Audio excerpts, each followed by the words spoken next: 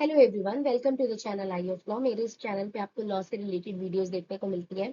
आज के इस वीडियो में हम बात करेंगे एक बहुत ही इंपॉर्टेंट टॉपिक पर, जो है partnership versus company versus LLP. ठीक है, इसमें ना हम इन तीनों बिजनेस स्ट्रक्चर्स को एक कॉम्प्रिहेंसिव कंपैरिजन देखेंगे। ठीक है, अच्छा, अगर आपके पास पेपर में ये क्वेश्चन आता है ना, तो सबसे पहले आप पार्टनरशिप कंपनी और एलएलपी की ना अपने अकॉर्डिंग डेफिनेशन लिखेंगे। इसके बाद इसका एक कंपैरिजन लिखना स्टार्ट करेंगे। ठीक है, कंपैरिजन को शुरू करते हैं। अगर हम फर्स्ट पॉइंट को देखें, जो कि है प्रिवेलिंग एक्ट, तो हमारा पार्टनरशिप के लिए हमारा इंडियन पार्टनरशिप एक्ट 1932 है, भारतीय साझेदारी अधिनियम 1932। कंपनीज के लिए हमारे पास है इंडियन कंपनीज एक्ट 2013, भारतीय कंपनी अधिनियम 2013। और हमारी एलएलपी यानी कि लिमिटेड लाइबिलिटी पार्टनरशिप पर एलएलपी एक्ट 2008 यानी कि सीमित दायित्व साझेदारी अधिनियम 2008 है। ओके, नेक्स्ट पॉइंट, अगर हम रजिस्ट्रेशन की बात करें तो पार्टनरशिप के लिए अगर हम देखें तो इसका रजिस्ट्रेशन पूरी तरीके से ऑप्शनल है, आपकी मर्जी है, आपकी वैच्छिक है कि आप कराएं या नहीं कराएं। ठीक है, अगर आप चाहते हैं तो आप करवा लीजिए, नहीं कराना तो बिना रजिस्ट्रेशन के भी बिजनेस को चलाते जाइए। अगर हम कंपनीज की बात करें तो एक कंपनी का रजिस्ट्रेशन ना बिल्कुल मैंडेटरी है, ये must be with the registrar of the company होना चाहिए, यानी कि कंपनी के रजिस्ट्रार के पास होना ही चाहिए। और अगर हम एलएलपी की बात करें, लिमिटेड लाइबिलिटी पार्टनरशिप के लिए, तो इसके लिए भी कानूनी रजिस्ट्रेशन अनिवार्य है। ठीक है, और ये भी must be with the registrar of the LLP, यानी कि एलएलपी रजिस्ट्रार के पास करवाना इसको जरूरी होता है। अगला बड़ा डिफरेंस हम देखते हैं क्रिएशन यानी कि निर्माण के लिए, यानी कि इसकी शुरुआत कैसे होती है उस पर। तो अगर हम पार्टनरशिप की बात करें तो एक पार्टनरशिप का निर्माण ना आपस में कॉन्ट्रैक्ट के जरिए होता है, क्रिएशन थ्रू द कॉन्ट्रैक्ट, यानी जब पार्टनर्स आपस में समझौता करते हैं तब पार्टनरशिप बन जाती है। और अगर हम कंपनीज की बात करें तो किसी कंपनी का निर्माण कानून की पूरी प्रक्रिया के तहत होता है। ठीक है, क्रिएशन बाय द लॉ, इसका जो अस्तित्व है ना कानून के बिना संभव ही नहीं होता है। और अगर हम एलएलपी यानी कि लिमिटेड लाइबिलिटी पार्टनरशिप जो होती है उसको देखें तो वो भी पूरी तरीके से कानून के जरिए ही बनती है, क्रिएशन बाय द लॉ होती है, जिसमें इनकॉर्पोरेशन की लीगल प्रोसेस को ना फॉलो करना मैंडेटरी होता है। नेक्स्ट पॉइंट में अगर हम सेपरेट लीगल एंटिटी यानी कि पृथक कानूनी अस्तित्व के बारे में बात करें तो पार्टनरशिप में इसके जवाब है कि नहीं, इसकी कोई भी पृथक कानूनी अस्तित्व नहीं होता। ठीक है, एक पार्टनरशिप फर्म की अपने पार्टनर से अलग कोई भी कानूनी पहचान नहीं होती है। कानून की नजर में फर्म और उसके पार्टनर्स क्या होते हैं, एक ही होते हैं। अगर हम कंपनी की बात करें तो इसमें जवाब है हाँ। क्यों? क्योंकि एक कंपनी की कानून के तहत ना बिल्कुल अलग पहचान होती है। कंपनी अपने आप के अपने नाम पर प्रॉपर्टी हेल्ड करती है। ठीक है, और प्रॉपर्टी को बेच सकती है, अपने नाम से स्यू कर सकती है और उसको स्यू भी किया जा सकता है। ठीक है, और अगर हम एलएलपी की बात करें तो इसमें भी जवाब है हाँ। क्यों? क्योंकि लिमिटेड लाइबिलिटी पार्टनरशिप को भी एक सेपरेट लीगल एंटिटी की तरह ही माना जाता है, जिसका अस्तित्व उसके पार्टनर से पूरी तरीके से अलग होता है। नेक्स्ट बेसिस है डिफरेंस का परपीचुअल सक्सेशन यानी कि शाश्वत उत्तराधिकारी। तो पार्टनरशिप में अगर हम बात करें तो इसमें जवाब है नो। किसी भी पार्टनर की डेथ, रिटायरमेंट या इंसॉल्वेंसी से पार्टनरशिप फर्म जो है अस्तरदाज होती है और डिसॉल्व हो सकती है। ठीक है, और अगर अगर हम कंपनी की बात करते हैं तो इसमें जवाब है हाँ, क्योंकि शेयर होल्डर्स के जो आने या जाने से ना कंपनी के अस्तित्व पर कोई भी फर्क नहीं पड़ता। No effect of the entry and exit of the shareholders, company कानून द्वारा चलती रहती है। और एलएलपी में कहें तो इसमें भी जवाब हाँ ही है। क्यों? क्योंकि पार्टनर्स का बदलना, आना या छोड़ने से एलएलपी के होने पर कोई भी असर नहीं होता। नो इफेक्ट ऑफ एंट्री और एग्जिट ऑफ द पार्टनर्स। जितने भी पॉइंट्स मैं आपको बताती जा रही हूँ ना, ये आप अपने कॉपी पे, अपने रजिस्टर पे वीडियो को पॉज करके टेबुलर फॉर्म में इसको लिख लेंगे। ठीक है, नेक्स्ट पॉइंट है कॉमन सील का, यानी कि सामान्य मुद्रा या फिर आधिकारिक मोहर का। ठीक है, तो जो किसी भी इंस्टीट्यूशन के ना ऑफिशियल सिग्नेचर की तरह काम करती है। तो अगर हम पार्टनरशिप की बात करें तो इसमें जवाब है नो, कि एक पार्टनरशिप फर्म की अपनी कोई अलग से कॉमन सील नहीं होती है, क्योंकि पार्टनर्स के सिग्नेचर ही फर्म के लिए काम करते हैं। ठीक है, अगर हम कंपनी की बात करें तो इसमें जवाब आता है हाँ भाई, कंपनी के पास अपनी एक कॉमन सील हो सकती है जो कानूनी रूप से कंपनी सिग्नेचर की तरह, यानी कि कंपनी के आधिकारिक हस्ताक्षर की तरह काम करती है। ठीक है, और अगर हम एलएलपी की बात करें तो इसमें भी जवाब है हाँ, कि एक लिमिटेड लाइबिलिटी पार्टनरशिप भी अगर चाहे तो अपनी एक ऑफिशियल मोहर जो है वो बनवा सकती है, उसको रख सकती है, जो अपने मतलब अपने लिए एक सिग्नेचर की तरह काम करेगी, ठीक है। तो यहाँ पे भी मैंडेट नहीं है एलएलपी के लिए, चाहे तो रखवा सकती है और चाहे तो नहीं रखवाए। नेक्स्ट पॉइंट है ओनरशिप ऑफ एसेट, यानी कि परिसंपत्तियों का स्वामित्व, ठीक है। यानी बिजनेस की प्रॉपर्टीज और एसेट्स का मालिकाना हक किसके पास होगा। तो अगर हम इसमें पार्टनरशिप की बात करें तो इसमें पार्टनर्स के पास जो है फर्म की एसेट्स का जॉइंट मालिकाना हक होता है, ठीक है। पार्टनर्स जो है जॉइंटली सबके लिए ओनर होते हैं, जितने भी प्रॉपर्टीज होती है। अलग से फर्म के नाम पे कोई भी प्रॉपर्टी नहीं होती है। और अगर हम कंपनी में कहें तो एक कंपनी ना खुद अपनी एसेट्स की ना स्वतंत्र मालिक हो सकती है, ठीक है। इसकी एसेट्स पर ना शेयर होल्डर्स या मेंबर्स का ना कोई व्यक्तिगत क्लेम नहीं हो सकता है। और अगर हम एलएलपी की बात करें तो एलएलपी में भी एसेट्स के नाम पर खुद की प्रॉपर्टी हो सकती है, जो उसके पार्टनर से बिल्कुल अलग मानी जाती है, ठीक है। अगला बेसिस है नेम ऑफ एंटिटी, यानी कि नामकरण के नियम के बारे में, ठीक है, कि इनका नाम कैसे रखा जाता है। तो अगर पार्टनरशिप में देखें तो इसमें ना आप अपनी पसंद का ना कोई भी नाम रख सकते हो, लेकिन आप अपने नाम के आगे लिमिटेड या फिर गवर्नमेंट रिलेटेड वर्ड्स का इस्तेमाल नहीं कर सकते हो, ठीक है। और अगर कंपनी की बात करते हैं तो अगर कंपनी पब्लिक है तो नाम आखिर में लिमिटेड जोड़ना जरूरी हो जाएगा। और अगर कंपनी प्राइवेट कंपनी है तो नाम के लास्ट में प्राइवेट लिमिटेड लगाना जरूरी होता है। और अगर हम एलएलपी देखें तो एलएलपी पार्टनरशिप के मामले में कंपनी के नाम के साथ लिमिटेड लाइबिलिटी पार्टनरशिप या इसका शॉर्ट फॉर्म एलएलपी जोड़ना जरूरी हो जाता है। अगला पॉइंट है मेन डॉक्यूमेंट, यानी कि मुख्य दस्तावेज, यानी वो कॉन्स्टिट्यूशन या कैरेक्टर जिसके आधार पर ये चलते हैं। तो अगर हम पार्टनरशिप में कहें तो इसका मेन डॉक्यूमेंट होता है पार्टनरशिप डीड, जिसमें पार्टनर्स के आपस के सारे रूल्स और रेगुलेशंस लिखे होते हैं, ठीक है। अगर हम कंपनी देखें तो एक कंपनी के दो सबसे महत्वपूर्ण डॉक्यूमेंट्स होते हैं, क्या, मेमोरेंडम ऑफ एसोसिएशन यानी कि एमओए, जो कंपनी के दायरे तय करता है। और फिर दूसरा होता है आर्टिकल्स ऑफ एसोसिएशन यानी कि एओए, इसका अंदरूनी नियम जो है कंपनी के वो तय करता है। अगर हम एलएलपी में देखें तो इसको चलाने के लिए, एलएलपी को चलाने के लिए एक फॉर्मल एलएलपी एग्रीमेंट तैयार किया जाता है, जो इसका बिल्कुल एलएलपी का सारा संचालन करता है। नेक्स्ट पॉइंट है लीगल प्रोसीडिंग, यानी कि कानूनी कार्यवाही के नियम, ठीक है। यानी कानूनी मामलों में केस करने के लिए अधिकार किस किस के पास होगा। तो अगर हम पार्टनरशिप में देखें तो इसमें याद रखने वाली बात ये है कि only registered partnership can sue the third party. आपको पार्टनरशिप में मैंने सबसे पहले बताया हुआ है कि आपकी मर्जी है, आप पार्टनरशिप फॉर्म को रजिस्टर करवाएं या ना करवाएं। लेकिन अगर आप किसी थर्ड पार्टी पर केस करना जा रहे हैं तो आपकी पार्टनरशिप फॉर्म का रजिस्टर होना जरूरी है। इसी के साथ साथ अगर हम कंपनी की बात करें तो कंपनी एक सेपरेट लीगल एंटिटी की तरह बिहेव करती है, ठीक है। वो अपने नाम पर किसी पर भी केस कर सकती है और उस पर भी कोई भी केस कर सकता है। और अगर हम एलएलपी कहें तो इसका रूल भी बिल्कुल सेम टू सेम कंपनी की तरह ही है, ठीक है। क्योंकि एलएलपी भी एक सेपरेट एंटिटी है, उस वजह से वो अपने नाम पर अपने बिहाफ में खुद ही केस कर सकती है और उस पर भी खुद केस किया जा सकता है। नेक्स्ट पॉइंट है फॉरेन पार्टिसिपेशन, यानी कि विदेशी भागीदारी की, यानी कि क्या कोई विदेशी नागरिक इसमें शामिल हो सकता है। तो पार्टनरशिप की अगर हम बात करें तो इसमें नियम सख्त है, ठीक है। Foreigner can not be a partner, foreigner इसमें पार्टनरशिप नहीं कर सकते हैं, ठीक है। एक सामान्य पार्टनरशिप में कोई भी विदेशी नागरिक पार्टनर नहीं बन सकेगा।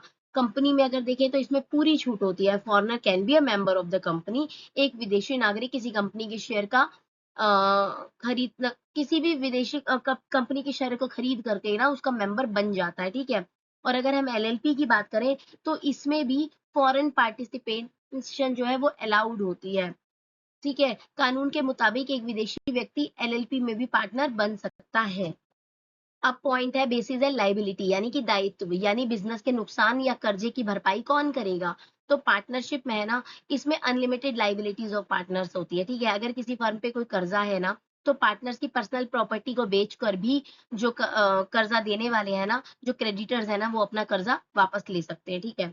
अगर हम कंपनी की बात करें तो इसमें लाइबिलिटी लिमिटेड होती है, normally limited to the value of the shares, कि किसी भी मेंबर की जो दायित्व है ना सिर्फ उसके खरीदे गए शेयर्स की अनपेड वैल्यू तक ही सीमित रहता है, ठीक है। अगर हम एलएलपी की बात करें तो जैसे कि नाम से ही साफ है, limited to the investment made in LLP. तो इसमें ना पार्टनर्स की लिमिटेड उनके द्वारा किए गए इन्वेस्टमेंट तक ही सीमित होती है, उनकी पर्सनल एसेट हमेशा इसमें सेफ रहती है।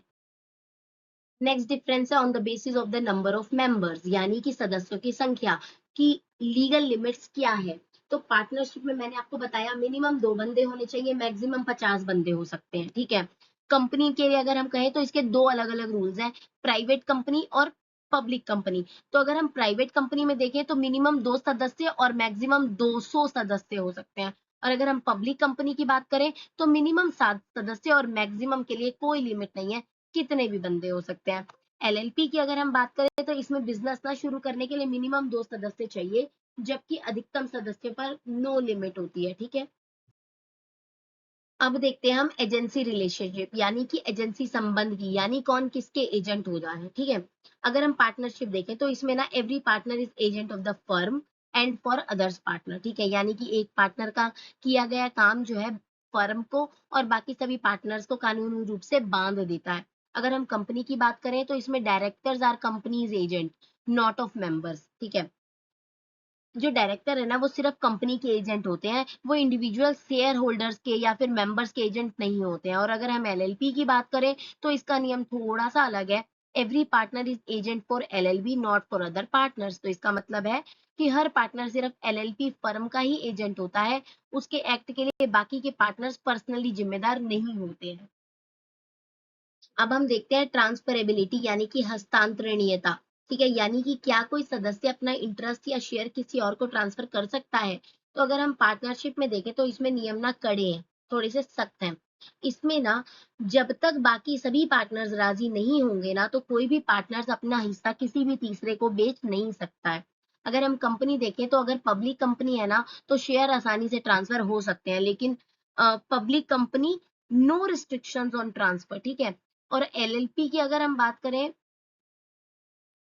तो इसमें इंटरेस्ट ट्रांसफर किया जा सकता है, ठीक है। लेकिन ध्यान रखना कि इसके लिए पार्टनर्स के पास डीआईएन होना जरूरी है, ठीक है। अब अगर हम नेक्स्ट पे बात करते हैं कि ट्रांसफर ऑन डेथ यानी कि मृत्यु पर हस्तांतरण, यानी किसी मेंबर की डेथ होने पर उसके कानूनी वारिस का क्या अधिकार होगा।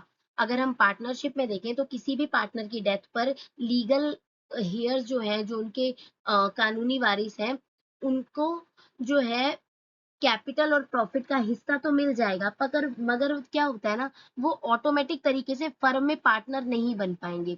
और अगर हम कंपनी की बात करते हैं तो इसमें सिंपल सा रूल है, share get transfer to the legal heirs, कि कानूनी उत्तराधिकारियों में शेयर जो है ट्रांसफर हो जाता है, ठीक है।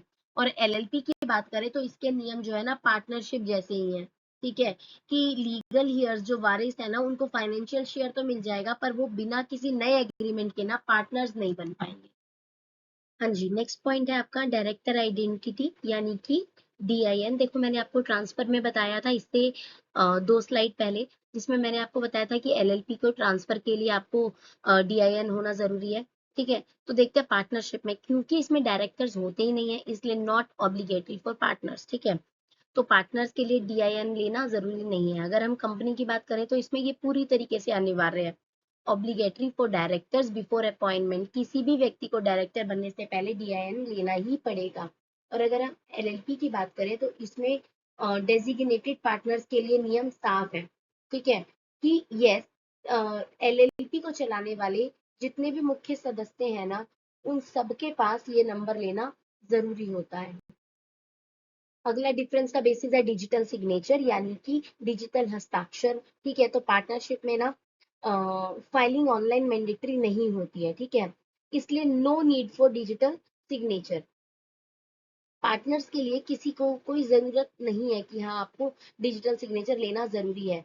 कंपनीज में ना कानून जो है ना वो बहुत ज्यादा टाइट है, वो कहते हैं at least one director signature must be digital. तो स्टेटूटरी फाइलिंग्स के लिए ना कम से कम एक डायरेक्टर के पास डिजिटल सिग्नेचर होना जरूरी होता है। और एलएलपी में ना इसमें भी ऑनलाइन कंप्लायंसेस की वजह से नियम जो है वो लागू होंगे कि हाँ इसमें भी डिजिटल सिग्नेचर होना जरूरी होता है।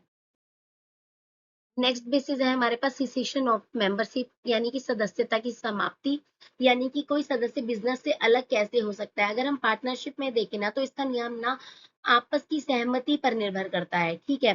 पार्टनरशिप डीड में जैसा तय हुआ होगा ना उसके मुताबिक कोई भी पार्टनर फर्म को छोड़ सकता है। और अगर हम कंपनी देखें तो इसमें ना अलग होने के तरीके ना बहुत ज्यादा सिंपल है।